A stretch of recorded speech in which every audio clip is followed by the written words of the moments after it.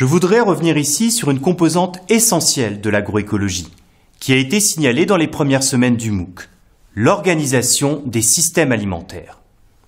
Les systèmes alimentaires peuvent être définis comme l'ensemble des rapports sociaux par lesquels les êtres humains produisent, échangent et consomment leur alimentation. Concernant le sujet de la transition agroécologique, il s'agit donc de considérer non seulement les questions de production, mais aussi toutes les autres composantes des systèmes alimentaires. Nous avons d'ailleurs commencé à le faire en parlant des politiques publiques.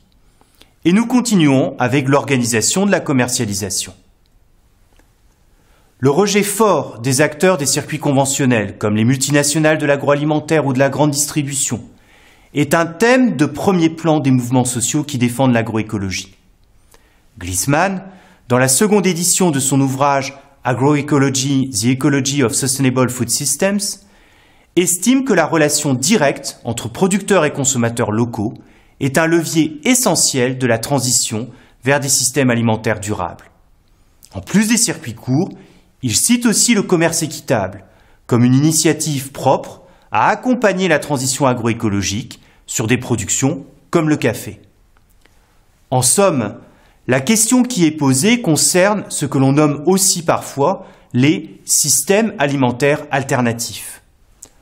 Faut-il nécessairement construire des circuits alternatifs pour commercialiser les produits agroécologiques? Cette piste est séduisante, mais elle suscite aussi des interrogations quant à l'ampleur des transitions que l'on peut en attendre. Après tout, pourquoi ne pas vendre les produits agroécologiques là où se rendent les consommateurs, c'est-à-dire dans les supermarchés? C'est d'ailleurs une stratégie que n'ont exclu ni les produits bio, ni les produits équitables. Ce troisième temps de la semaine va être consacré à cette question de l'insertion dans les marchés des produits agroécologiques.